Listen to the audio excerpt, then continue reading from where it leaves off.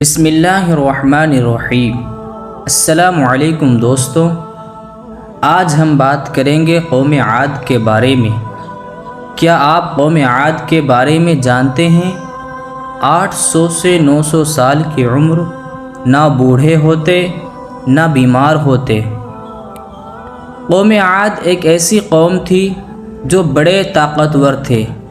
40 ہاتھ جتنا قد، 800 سے 900 سال کی عمر، نہ بوڑھے ہوتے نہ بیمار ہوتے، نہ دانت ٹوٹتے نہ نظر کمزور ہوتی، جوان تندرست و توانا رہتے۔ بس انہیں صرف موت آتی تھی اور کچھ نہیں ہوتا تھا، صرف موت آتی تھی۔ ان کی طرف اللہ تعالیٰ نے حضرت ہود علیہ السلام کو بھیجا۔ انہوں نے ایک اللہ کی دعوت دی، اللہ کی پکڑ سے ڈرایا، مگر وہ بولے، اے ہود، ہمارے خداؤں نے تیری عقل خراب کر دی ہے، جا اپنے نفل پڑھ، ہمیں نہ ڈرا، ہمیں نہ ٹوک۔ تیرے کہنے پر کیا ہم اپنے باپ دادا کا چال چلن چھوڑ دیں گے؟ عقل خراب ہو گئی تیری، جا اپنا کام کر۔ آیا بڑا نیک چلن کا حاجی نمازی، تیرے کہنے پر چلیں گے تو ہم بھوکے مر جائیں گے۔ انہوں نے شرک، ظلم اور گناہوں کے طوفان سے اللہ کو للکارا، تکبر اور غرور میں بدمست بولے۔ اب قوم عاد نے بے توجہ زمین میں سرکشی شروع کر دی اور کہنے لگے، ہم سے زور آور کون ہے؟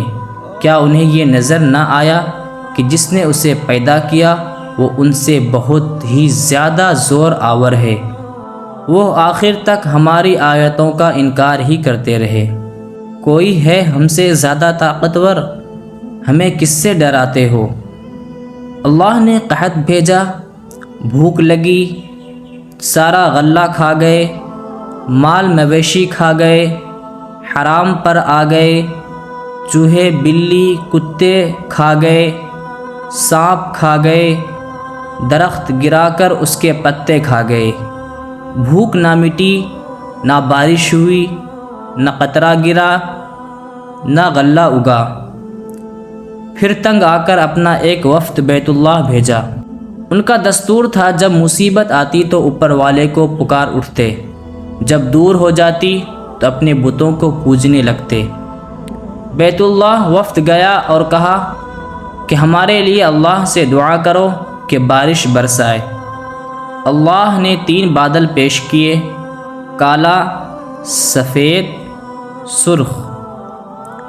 اللہ نے فرمایا ان میں سے ایک کا انتخاب کرو۔ انہوں نے آپس میں مشورہ کیا کہ سرخ میں تو ہوا ہوتی ہے، سفید خالی ہوتا ہے، کالے میں پانی ہوتا ہے، کالا مانگو۔ اللہ تعالیٰ نے کہا واپس پہنچو، بادل بھیجتا ہوں۔ وہ خوشی خوشی واپس آئے۔ سب لوگ ایک میدان میں جمع ہوئے، بادل آیا، وہ ناچنے لگے کہ اب بارش ہوگی، قحط مٹے گا، کھانے کو ملے گا۔ کیا پتہ تھا کہ وہ بارش نہیں، اللہ کا عذاب ہے جو ہود سے کہتے تھے کہ لے آؤ، جس سے ہم کو ڈراتا ہے۔ اس بادل میں ایسی تیز ہوا تھی کہ جس نے ان کو اٹھا مارا، ان کے گھر اڑا دیے۔ 60 ہاتھ کے قد اور لوگ تنکوں کی طرح اڑ رہے تھے۔ ہوا ان کے سروں کو ٹکراتی تھی، اتنی زور سے ٹکراتی کہ ان کے بھیجے نکل کر منہ پر لٹک گئے۔ بعض لوگ بھاگ کر غار میں گھس گئے کہ یہاں تو ہوا نہیں آ سکتی، مگر میرے رب کا حکم ہو کر رہتا ہے۔ ہوا غار میں بگولے کی طرح داخل ہوتی اور ان کو باہر اٹھا کر پھینک دیتی۔ اللہ نے فرمایا، کیا کوئی باقی بچا ہے؟ اللہ تعالیٰ نے ان کو ہلاک کر کے دکھایا کہ جب تم اللہ کی، اس کے رسول کی نافرمانی کرو گے، اللہ تم پر ایسی جگہ سے عذاب بھیجے گا جہاں سے گمان بھی نہ ہوگا۔ جو گناہ قوم عاد نے کیا، کیا وہ ہم نہیں کر رہے ہیں؟ کیا ہم اللہ کی حدوں کا پار نہیں کر گئے؟ کیا ہم نے اللہ کو اپنی نافرمانی سے نہیں للکارا ہوا ہے؟ توبہ کرو، اللہ سے ڈرو، قرآن پڑھو۔ جن گناہوں کو ہم معمولی سمجھتے ہیں، اللہ نے ان گناہوں پر پوری قومیں زمین بوس کر دی ہیں۔